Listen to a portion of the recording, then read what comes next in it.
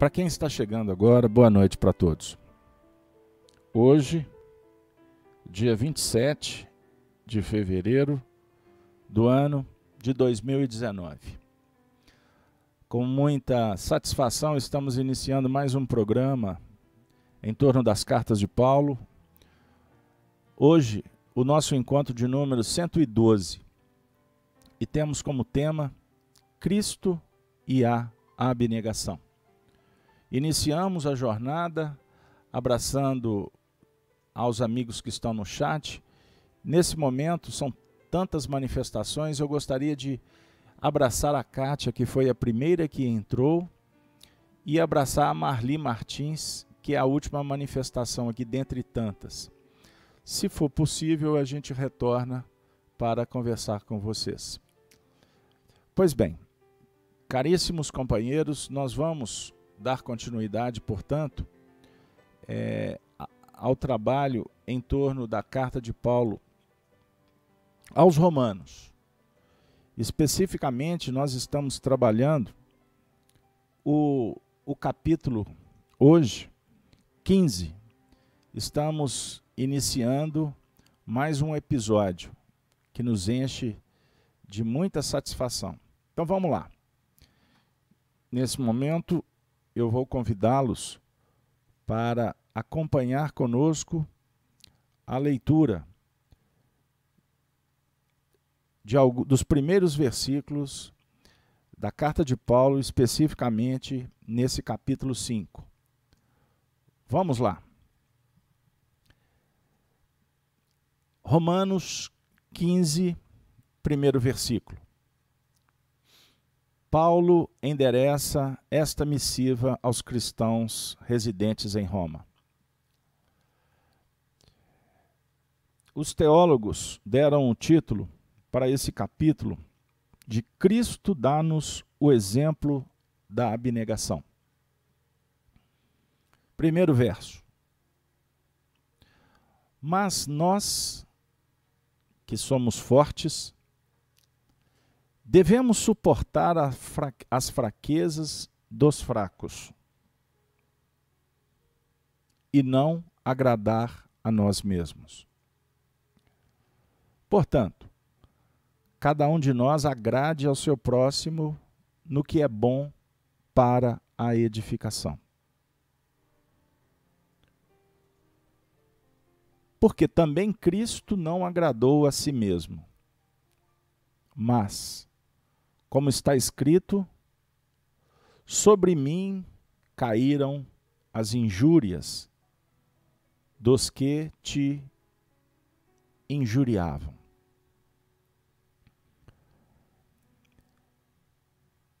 Aqui nós temos a abertura, portanto, dos próximos episódios. O texto é extremamente objetivo e vem nos conclamar aqueles que já podem, vamos dizer assim, se colocar na posição de fortes. E que tipo de fortaleza que Paulo se refere?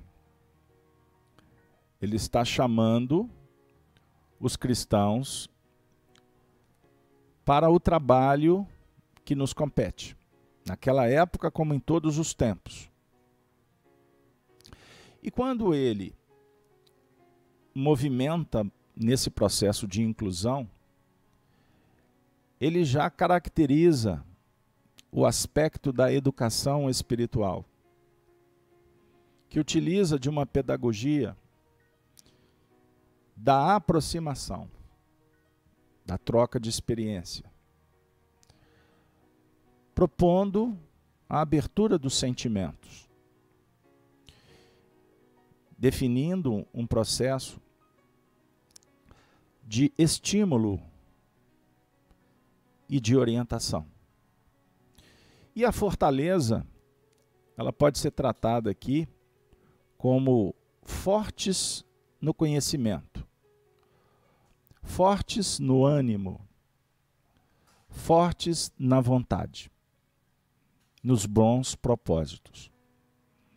Porque a fortaleza aqui que ele se refere é exatamente a busca dos recursos interiores, que se tornam basilares para a edificação no plano das relações, das atividades que vão caracterizando o nosso grau de elevação, de trabalho, fomentando os ideais no plano operacional da vida.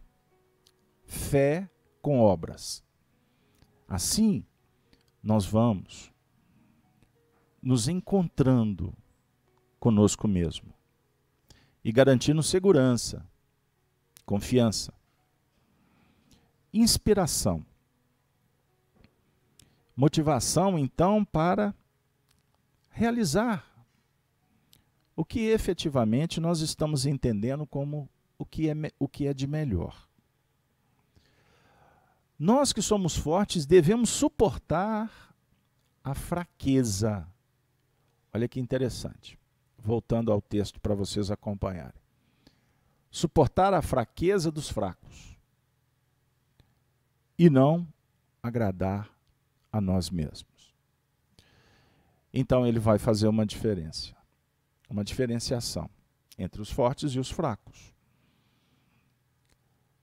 Devemos suportar os fracos. Se os fortes, nós podemos discutir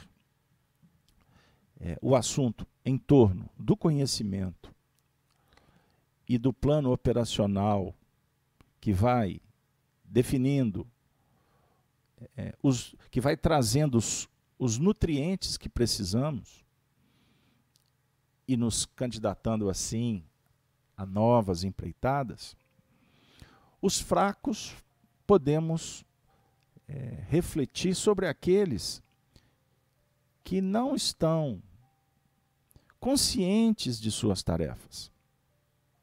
Ou, quando possuem um certo entendimento, ainda são tímidos, ainda são frágeis, ainda estão em busca da maturação, o que configura, vamos dizer assim, uma certa inabilidade para algumas realizações. Nosso trabalho em torno do Evangelho, ele, à primeira vista, ele nos traz uma ideia de que nós estamos num movimento de religiosidade, o que é fato. Mas o assunto, ele é muito abrangente e ele extrapola o campo da religião, no seu sentido tradicional, na acepção da palavra religião como nós entendemos, como doutrinas que propõem e os seus seguidores operacionam em função destas regras. Nós podemos extrapolar o assunto, porque o objetivo é esse mesmo. Sairmos do plano da religião e enaltecendo a dinâmica da espiritualidade, do movimento que cada um empreende no seu processo evolutivo, no departamento em que se encontra, no estágio em que moureja, convivendo com quem precisamos conviver, fazendo escolhas, desenvolvendo, portanto, os nossos potenciais, porque somos espíritos imortais. Somos espíritos que estamos no plano dinâmico das vidas sucessivas. E com isso, a religião passa, no dizer de Allan Kardec, na Revista Espírita de 1868, um movimento em que todos os nossos ideais e operação partem do coração. Esta é a religião natural. Ou seja, desenvolver a natureza divina. Deus imanente, Deus que está dentro de cada um de nós. isso para nós é muito importante e muito sensível, porque mexe não só com a dinâmica intelectual, mas também traduz as nossas necessidades do coração. E é muito interessante, porque esses 3 versos, Paulo de Tarso, se vocês me permitem, eu vou tornar o texto para que a gente ressalte o finalzinho desse versículo. Suportar a fraqueza dos fracos e não agradar a nós mesmos. Não agradar a si mesmo. No Livro dos Espíritos nós aprendemos sobre a importância de operar não preso ao interesse pessoal, mas numa dinâmica que possa favorecer ao progresso do semelhante. No verso 2, Paulo diz assim: portanto, só um minutinho, por favor, que deu uma travadinha aqui. Verso 2, portanto, cada um de nós agrade ao seu próximo no que é bom para a edificação.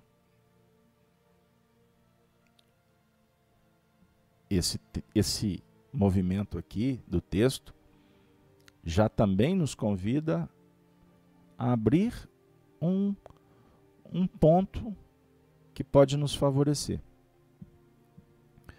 Agradar ao próximo no que é bom para a edificação. A gente aprende com Jesus no Evangelho de Mateus, quando ele diz assim: dê a quem te pede. Jesus não diz, dê o que te pede. Dê a quem. O a quem está aquém, muito além desse movimento do interesse pessoal, que é abrir o leque de possibilidades de interação, no sentido de promover o bem-estar pelo trabalho, o bem-estar do próximo e o nosso bem-estar. Mas não necessariamente nós temos que nos prender ao que nos pedem, ao que exigem, porque nem sempre representa a edificação, para ficar vinculado ao texto. Então Jesus diz: dê a quem te pede. Devemos sempre trabalhar na solicitude, sempre operando em busca da benevolência, da indulgência, do perdão. O que caracteriza a caridade, conforme a questão 886 do Livro dos Espíritos? Predisposição para servir. No verso 3 ele diz: porque também Cristo não agradou a si mesmo. Cristo não agradou a si mesmo. Mas como está escrito, sobre mim caíram as injúrias dos que te injuriavam. O que está escrito, ele se refere ao Antigo Testamento. Que, se vocês me permitem, hoje eu não vou retornar ao Antigo Testamento, porque o tempo está apertado e a gente gostaria de trabalhar alguns aspectos. Mas semana que vem, se der, a gente volta. Então ele está dizendo que o Cristo não pensou nele, no seu sentido egóico, mas ele pensou na humanidade. Então, ele não agradou a si. E aqui vale novamente a gente transcender. Porque em determinados momentos a gente opera em busca do agradar a si, mesmo que seja atendendo um pedido de outrem. Aí você faz porque massageia o ego. Atende às vaidades. E ainda pode favorecer a sustentação da máscara de bonzinho. Eu ajudei. E, na verdade, esse movimento ele está definindo, vamos dizer assim, muito mais um plano, muito mais um movimento externo do que efetivamente aquilo que realmente tem a ver para a nossa edificação. Meditemos nisso, porque o tempo todo nós estamos trabalhando na nossa autoavaliação. Então esses 3 versículos, eles se conjugam de uma forma assim, muito harmônica, né? A definir um convite para que nós possamos trabalhar suportando a fraqueza dos fracos, sendo abnegados, abrindo mão de si mesmo, dos interesses, para servir, servir sempre mais, servir cada vez melhor. E como o nosso tema ele projeta a abnegação, Cristo e a abnegação, nós encontramos uma mensagem que sempre a gente tem estudado, que está no Evangelho segundo o Espiritismo, no capítulo O Cristo Consolador, que é o capítulo de número 6, nós vamos encontrar uma mensagem de Jesus, o Espírito de Verdade. E nessa mensagem, que é o item 8º, o Espírito de Verdade diz assim para nós. Vamos lá. Serve de referência para a gente refletir sobre as nossas necessidades. Vamos lá. Deus consola os humildes e dá força aos aflitos que lhe pedem. Dá força aos aflitos que lhe pedem. Seu poder cobre a terra e por toda parte, junto de cada lágrima colocou ele um bálsamo que consola. A abnegação e o devotamento são uma prece contínua e encerram um ensinamento profundo. A sabedoria humana reside nessas 2 palavras, abnegação e devotamento. Possam todos os espíritos sofredores compreender essa verdade. Em vez de clamarem contra suas dores, contra os sofrimentos morais que nesse mundo vos cabem em partilha. Tomai, pois, por divisa essas 2 palavras, devotamento e abnegação. E sereis fortes, porque elas resumem todos os deveres que a caridade e a humildade vos impõem. O sentimento do dever cumprido vos dará repouso ao espírito e resignação. O coração bate então melhor, a alma se asserena e o corpo se forra aos desfalecimentos. Por isso que o corpo tanto menos forte se sente, quanto mais profundamente golpeado é o espírito. Então, quanto mais golpeado o espírito suporta quando está apoiado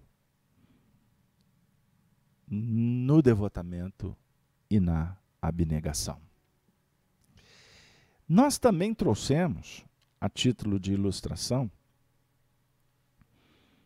um aspecto sobre a abnegação que se vincula à fraternidade. E para tal, Emmanuel, o benfeitor espiritual, que tem oferecido tantas benesses para nós, estudiosos da doutrina espírita, no livro Consolador, publicado pela Federação Espírita Brasileira, Emmanuel, na questão 349, responde a seguinte pergunta: Fraternidade e igualdade podem na Terra merecer um só conceito? Resposta do benfeitor. Já observamos que o conceito igualitário absoluto é impossível no mundo, dada a heterogeneidade das tendências, sentimentos e posições evolutivas no círculo da individualidade. A fraternidade, porém, é a lei da assistência mútua e da solidariedade comum, sem a qual todo progresso no planeta seria praticamente impossível. Observemos. Emmanuel afirma que a igualdade absoluta é impossível no mundo, dada a heterogeneidade das tendências, sentimentos e posições evolutivas de cada um de nós. É utópico. E, aliás, a desigualdade, ela favorece a evolução. Nós não vamos alimentá-la, mas compreender e adequar, ajustar. E por isto temos uma outra lei, um princípio fundamental, que foi tão discutido na Revolução Francesa: a fraternidade. E o nosso amigo espiritual afirma que é a lei da assistência mútua e da solidariedade comum, sem a qual todo o progresso no planeta seria praticamente impossível. Em outros textos, Emmanuel chega a afirmar que a fraternidade é a lei da assistência mútua entre os mundos. Entre os mundos. O que vai, poeticamente, desenvolver o que Kardec coloca no livro A Gênese, quando fala sobre o intercâmbio entre os espíritos dos vários mundos, das diversas dimensões. Kardec, desenvolvendo o pensamento de Jesus, contido no capítulo 14 do Evangelho de João, no seu primeiro versículo: há muitas moradas na casa do Pai, se não fosse assim eu vos teria dito, vou preparar-vos lugar. Então Jesus revela, aponta ao universo, física, mas também espiritual. Ou seja, as dimensões do espírito, as moradas interiores também.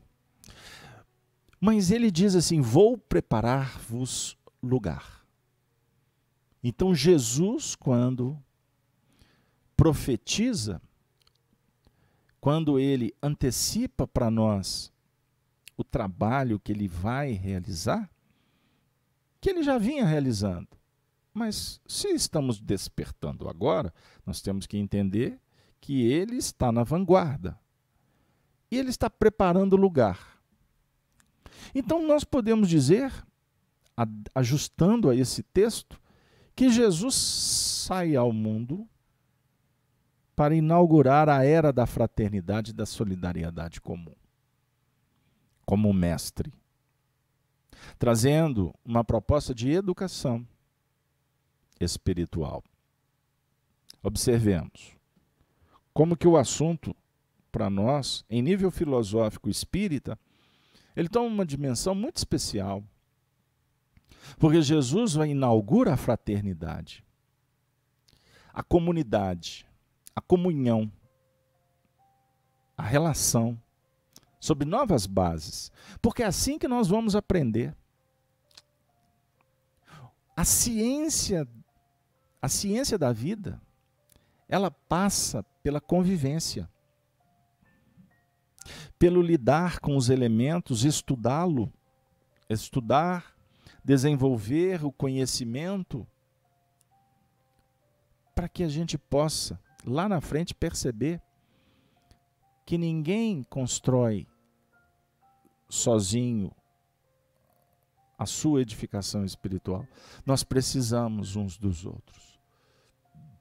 Embora a responsabilidade seja individual e intransferível,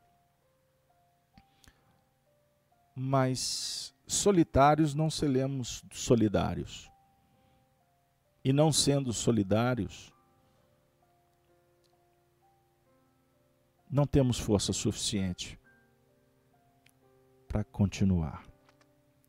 E aí, queridos amigos, a Érica, a Marli, a Luísa, vocês que estão no chat, Emmanuel define para nós, agora, um ponto importante, que tem a ver com a abnegação, que está contida na resposta dada à seguinte pergunta, que é ainda de número 350 do livro Consolador. Pode a fraternidade manifestar-se sem a abnegação?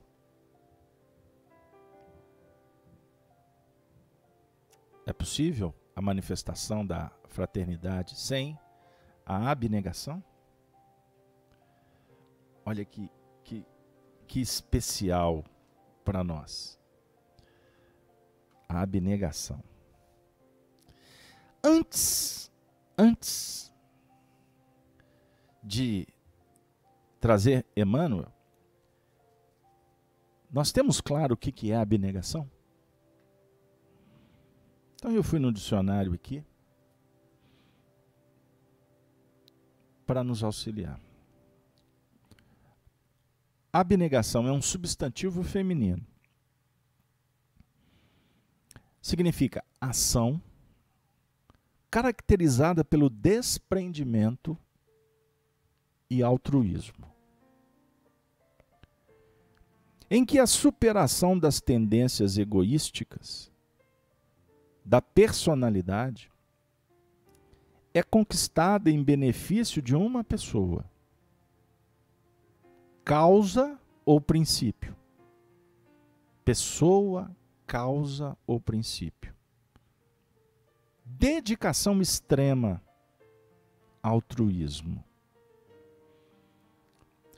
Agora observem, quando a gente entra no campo da religião, como que nós entendemos a abnegação?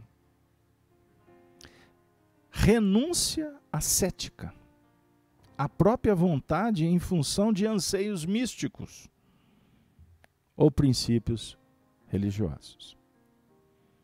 Então, a abnegação, no contexto da religião heteronomia,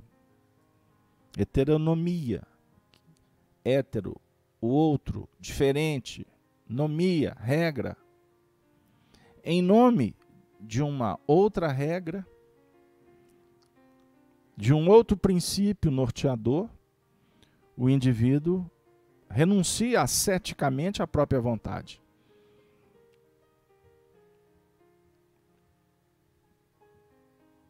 Esta é a religião da antiguidade.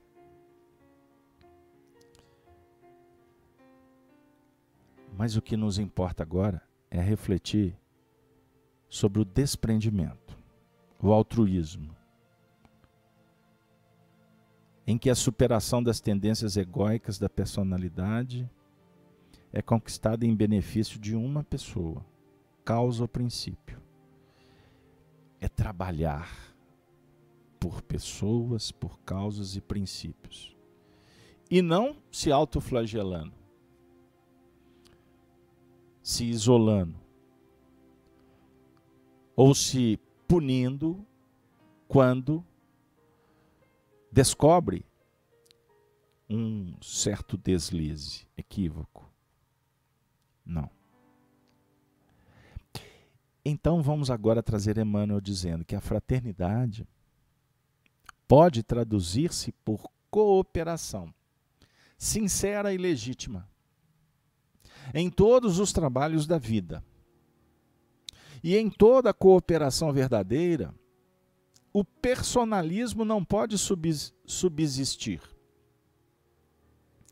salientando-se que quem coopera cede sempre alguma coisa de si mesmo, dando testemunho de abnegação, sem a qual a fraternidade não se manifestaria no mundo de modo algum. Fraternidade não se manifestaria no mundo de modo algum. Renunciar. Cooperar cedendo alguma coisa de si mesmo. Agora o Emmanuel coloca uma palavrinha aqui que ela é desafiadora para todos nós. O trecho diz o seguinte: o personalismo não pode subsistir. O personalismo não pode subsistir. O que vocês pensam sobre o personalismo?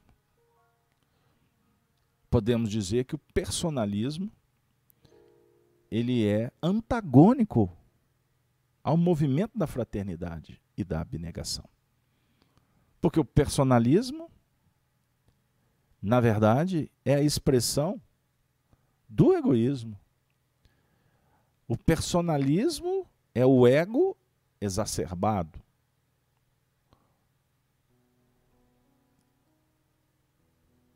O personalismo é uma das chagas que foram combatidas, que continuam sendo e serão, ao longo do tempo, combatida veementemente.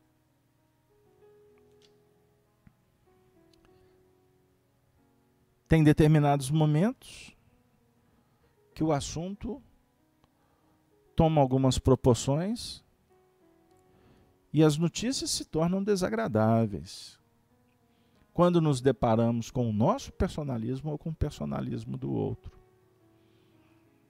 Sabemos que o relógio da evolução ele tem uma velocidade específica para cada um. Ou seja, cada um está no seu time. Cada um responde como pode. Cada um, portanto, segundo as suas obras. Então nós não temos autoridade para julgar quem quer que seja. Mas num estudo como o nosso,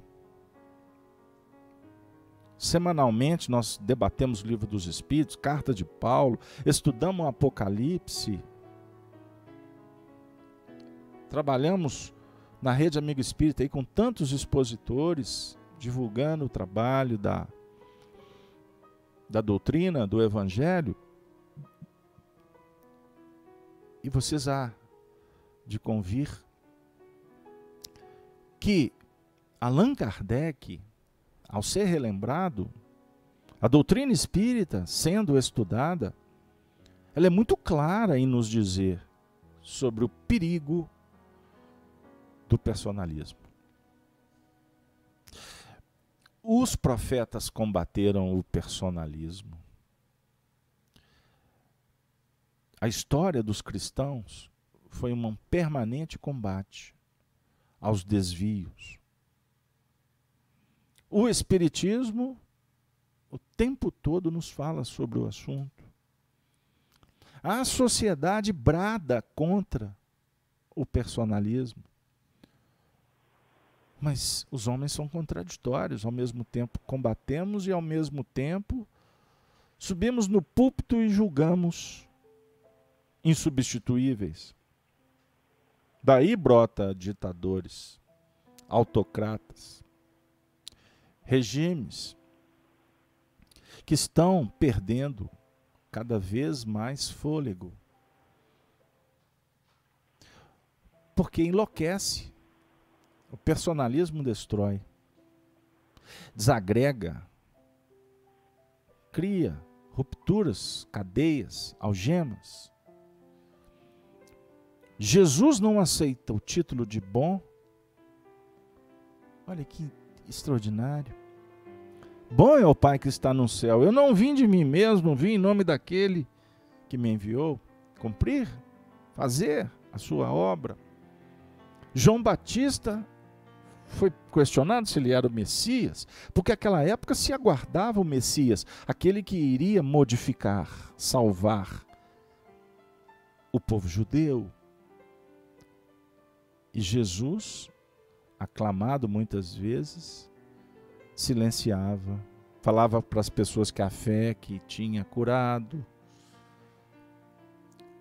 Ele aceitou o messianato com os discípulos. Pedro, quem dizem os homens ser o filho do homem? Até Pedro dizer, tu é o Cristo, bem-aventurado és tu. Bem-aventurado, Simão. No capítulo 23 de Mateus, ele fala, um só é o Senhor. O Cristo, a saber, sou eu. São dois instantes significativos. Mas era num diálogo especial, com almas que estavam prontas para ouvir e testemunharem isso. Porque ele já estava indo embora. E a ideia não era que o título favoreceria, pelo contrário. A condição espiritual que ele alcançou ia trazer para ele testemunhos ásperos. E aí entra em cena a abnegação. Ele cedeu. Ele abriu mão. Ele se desprendeu, não é? E nos mostrou que é necessário que superemos as nossas tendências egóicas. Certa feita, Chico Xavier chorava porque estava internando Geni Xavier, sua cunhada, que ele falava, minha cunhada irmã, esposa de José Xavier, no Hospital Psiquiátrico Galba Veloso, aqui em Belo Horizonte, na região do bairro Santa Efigênia, na Avenida do Contorno, um lugar que tem uma praça muito gostosa, um ambiente super legal. Chico chorava, Emmanuel perguntou para ele, por que tu choras? Choro, o senhor não sabe, choro pela minha irmã, minha cunhada, que é mãe, o filho chora, grita. Eu nunca te vi chorando pelas outras irmãs que estão internadas nessa casa de Deus. Ah, mas o senhor não sabe. E aí o Chico foi ponderando com aquela humildade, com aquela sensibilidade toda. Emmanuel disse para ele, na verdade você chora porque o seu orgulho está ferido. Orgulho ferido. Orgulho ferido. Ele estava chorando pela irmã que estava sendo internada, mas Emmanuel está dizendo para ele que era orgulho ferido que o fazia chorar. Aí ele diz assim, ao invés de chorar por ela, vá fazer a missão, cumprir a tarefa dela como mãe. Cuide de Emmanuel Luiz que chora, chora, chora, seja a mãe dele. Orgulho ferido. Meus amigos, que frase estupenda, que mexe com todos nós. Então, quando sentirmos que o personalismo, o interesse pessoal está dizendo mais alto do que nós precisamos afirmar sobre as nossas ações que deveriam libertar, nós temos que impedir. Nós temos que ser enérgicos conosco mesmo.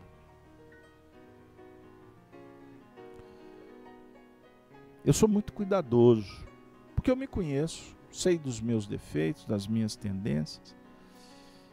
E eu confesso para vocês que tem hora que a gente aumenta a dose. E isso é perigoso. Porque nós não podemos nos martirizar e muito menos ao outro. Cada um segundo as suas obras. Mas é lamentável ver o nosso movimento espírita com tantos palcos e holofotes, com tantas expressões que se utiliza frases assim, mas os meios justificam os fins. Justifica não, amigo. Justifica não. O nosso exemplo em espiritismo é Allan Kardec, o abnegado, que deu tudo que tinha pela causa espírita. Nunca embolsou nada. Quando viajava, não queria ser carga pesada para ninguém. Venda de livro era voltada para a própria divulgação espírita. Mas sempre com preços populares, sempre tentando fazer com que a mensagem chegasse. Será que se Kardec estivesse nos nossos dias, seria do jeito que a gente tem feito? Eu divido essa pergunta com vocês e gostaria que você se manifestasse. Dê a sua opinião, mande seus e-mails. Coloquem.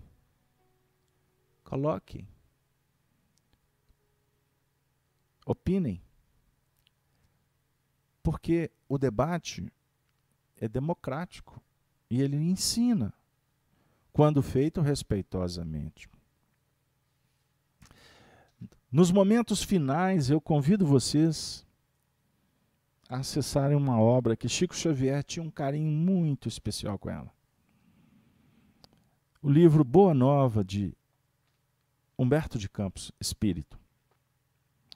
Na lição 15, nós vamos encontrar uma história belíssima de um personagem que viveu aos tempos de Jesus. Joana de Cusa. Cusa era o nome de seu marido. Joana de Cusa, entre a multidão,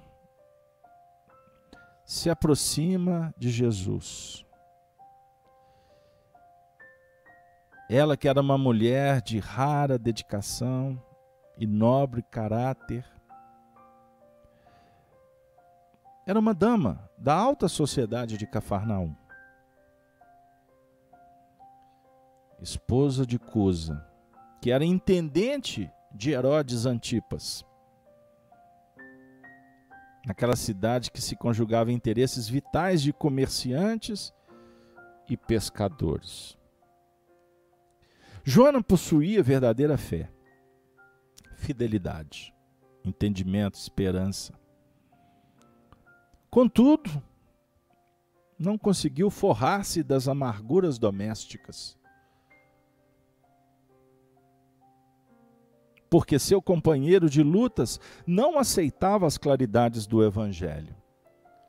Considerando seus dissabores íntimos, a nobre dama procurou o Messias numa ocasião em que ele descansava em casa de Simão e lhe expôs a longa série de contrariedades e padecimentos. O esposo não tolerava a doutrina do mestre. Alto funcionário de Herodes, em perene contato com os representantes do império, repartia as suas preferências religiosas, ora com os interesses da comunidade judaica, ora com os deuses romanos, o que lhe permitia viver em tranquilidade fácil e rendosa, servindo a Deus, a Mamon, a Baal, aos deuses, politicamente correto. Ele queria se estabelecer na sociedade. Personalismo, interesse pessoal. Joana, então, confessa ao mestre temores, lutas, desgostos. Ela fala para ele sobre o ambiente doméstico. Expõe as suas amarguras, inclusive sobre divergências religiosas existentes entre ela e o companheiro. Queridos amigos, Jesus fazendo atendimento fraterno, aquele movimento de empatia, de paciência, de bondade. Depois de longa exposição de Joana, Jesus pondera: Joana, só há um Deus que é o nosso Pai. E só existe uma fé para as nossas relações com o seu amor.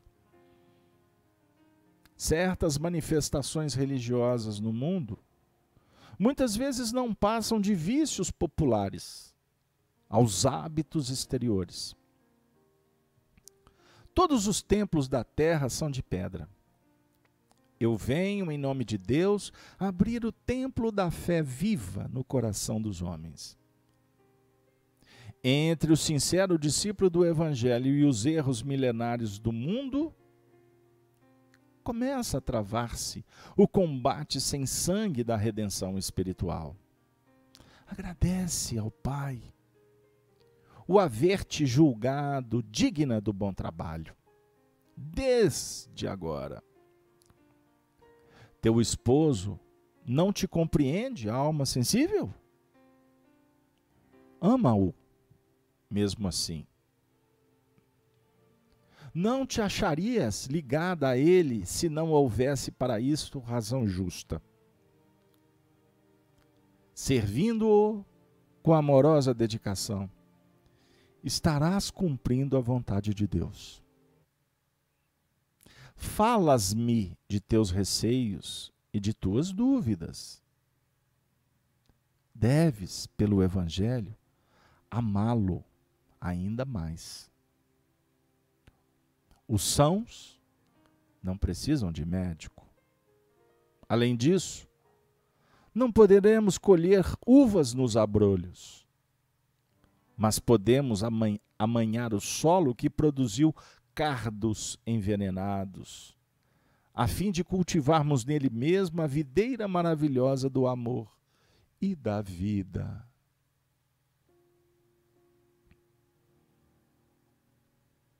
Joana, como nós outros agora,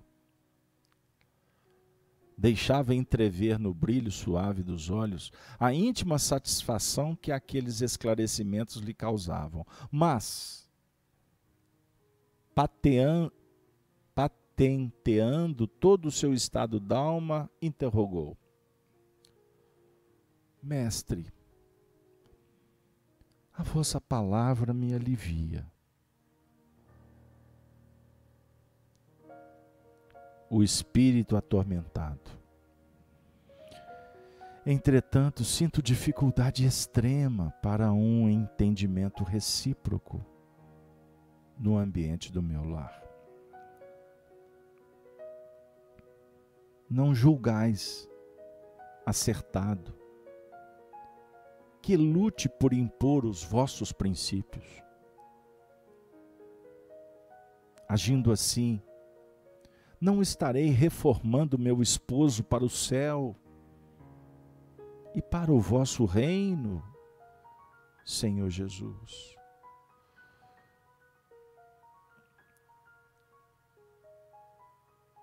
O Cristo sorriu serenamente e retrucou: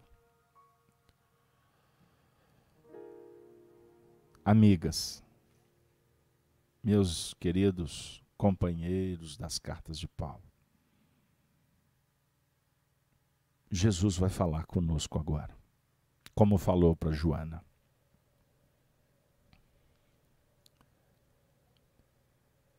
Quem sentirá mais dificuldades em estender as mãos fraternas? Será o que atingiu as margens seguras do conhecimento com o Pai? Ou aquele que ainda se debate entre as ondas da ignorância ou da desolação? Da inconstância ou da indolência do espírito? Quanto à imposição das ideias, por que motivo Deus não impõe a sua verdade e o seu amor aos tiranos da terra? Por que não fulmina com um raio o conquistador desalmado que espalha a miséria e a destruição com as forças sinistras da guerra? A sabedoria celeste não extermina as paixões, transforma-as. Aquele que semeou o mundo de cadáveres desperta, às vezes, para Deus, apenas com uma lágrima. O pai não impõe a reforma a seus filhos. Esclarece-os no momento oportuno. Joana, o apostolado do Evangelho é o de colaboração com o céu, nos grandes princípios da redenção. Sê fiel a Deus, amando o teu companheiro do mundo, como se fora teu filho. Não percas tempo em discutir o que não seja razoável. Deus não trava contendas com as suas criaturas e trabalha em silêncio por toda a criação.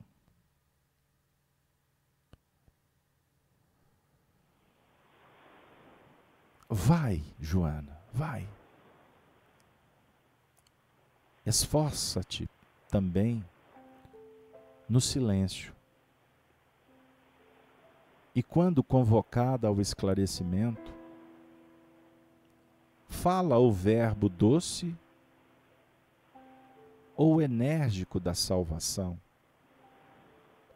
segundo as circunstâncias.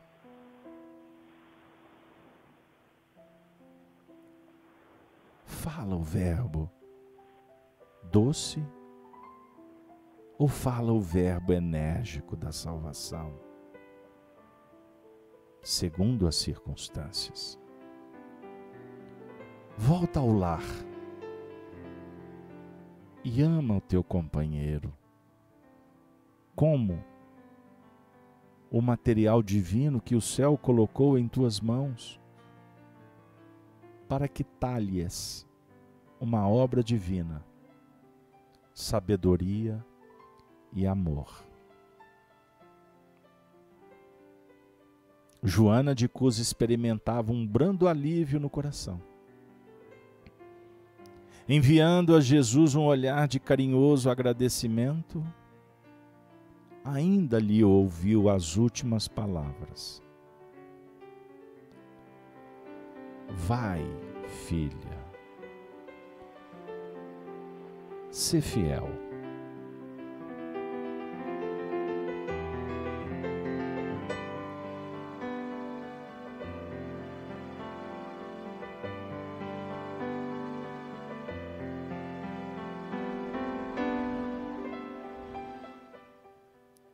Vamos, amigos, prossigamos na tarefa que o Senhor nos conferiu. Com muita alegria no coração, agradeço a participação de todos.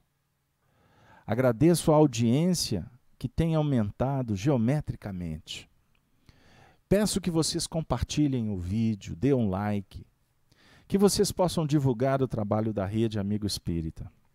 Convido ainda vocês a conhecerem o nosso canal do YouTube, Gênesis Web Canal, aonde temos postado pequenos vídeos de reflexão em torno do trabalho que estamos realizando. Um canal de notícias, de debates, devagarzinho a gente vai construindo. Enfim, a rede vai se ampliando, vai se unificando, vai se fortalecendo. Que a mensagem de Jesus possa atingir o seu coração, trazendo para você esclarecimento, mas ao mesmo tempo te fortalecendo na tarefa que você tende a realizar. Com o amparo dos benfeitores espirituais, nós agradecemos ao projeto de divulgação da doutrina, do Evangelho.